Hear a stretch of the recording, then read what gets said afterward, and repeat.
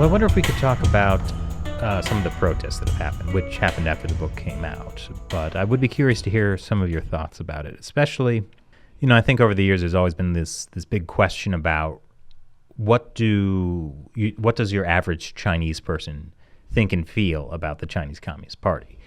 Because it's, a totalitarian repressive state with Orwellian surveillance. You can't do a public opinion survey and get good answers. How do... I think the answer is that 99% of people really love the ruling party. That's what those opinion polls say. That's sure true. But with these protests, we've seen how widespread dissent was, and also in particular, people were focusing on the Chinese Communist Party itself, which I think was a really big places. Spread. In certain places, that wasn't widespread.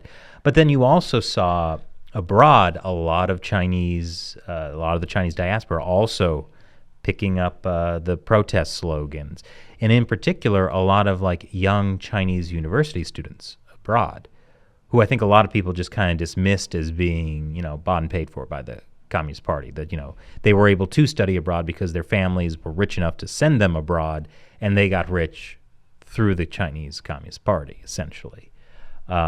So what do you think about this? This seems to be kind of proof of just much larger dissent than maybe a lot of people were expecting. I think that's absolutely right, and of course there were some early signs of this even before the large protests that we've just seen.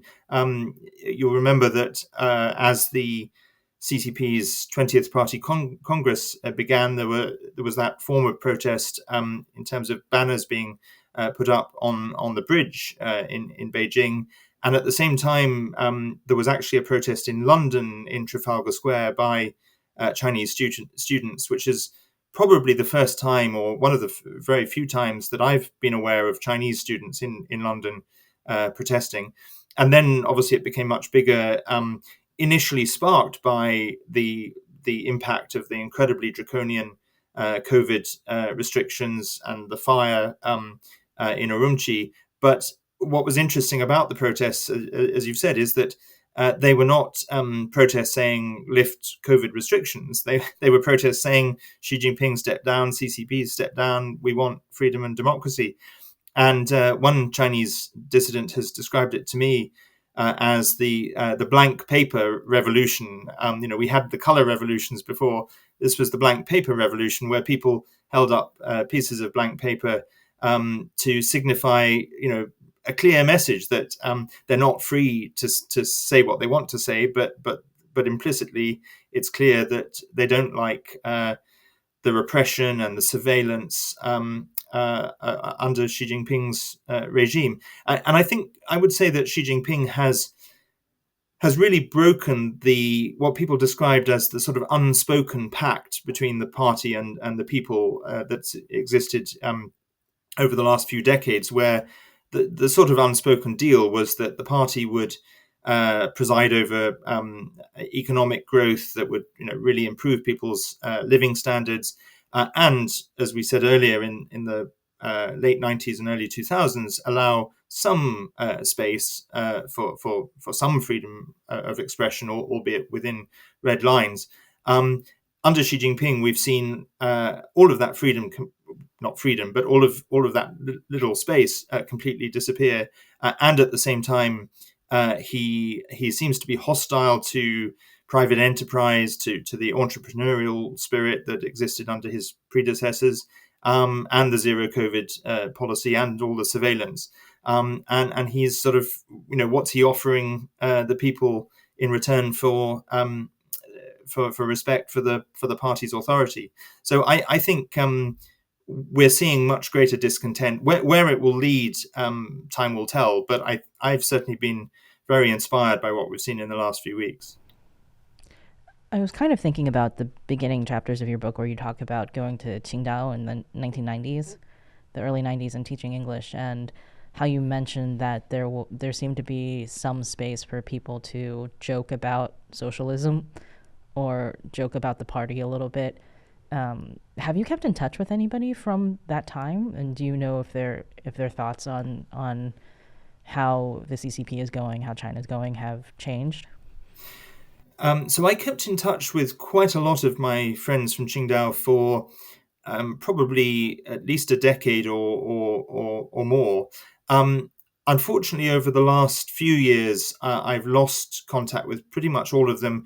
I mean, that was partly because people had moved on and we just lost contact. But it was also since I started being very public in my advocacy on China, I deliberately stopped contacting those that I had been had kept in touch with for their sakes, because obviously the more public I became, the more dangerous it would be for them. So sadly, I'm not in contact now with anyone that I knew then.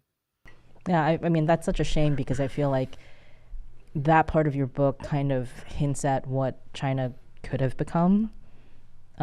Even though also 1992 was only 3 years after the Tiananmen Square massacre.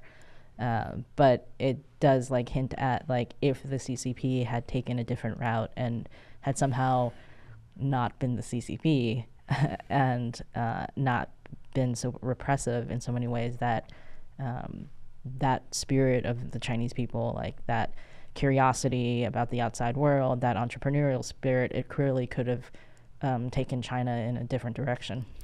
Well, it's interesting because that was the whole idea of like getting China into WTO, that like if we give them money and access, that will help those reformers. That will help it grow. But they were thinking that there were reformers within the CCP. Yeah, and that's the thing. So we actually just ended up strengthening the Chinese Communist Party to the point where any hope that we actually did the opposite thing. If the West probably had done nothing, it would have been more likely to bring reform to China. I think with hindsight, that's very true. Although it was probably harder to see it at the time. Yeah, I remember like in your chapter on Hong Kong, you even talked about how it seemed that the way the CCP was talking about one country, two systems, like under Jiang Zemin at the time, was already different than how people in Hong Kong were thinking of one party, two systems. One country, two systems. Not one party, two systems, but essentially, that's what it is. Really. Yes, that's right. I mean, I describe in the book, although I conclude the first chapter on Hong Kong, looking at my 5 years there from 1997 to 2002, I conclude by saying that when I left Hong Kong, I was cautiously optimistic that one country, two systems was working and would endure. At the same time, I do describe some early warning signs, kind of subtle early warning signs of encroachment on Hong Kong's promised freedoms. But I never anticipated that it would end up in the situation it's in today. It was very fast. Well, it was very slow and then very fast. Yes, exactly.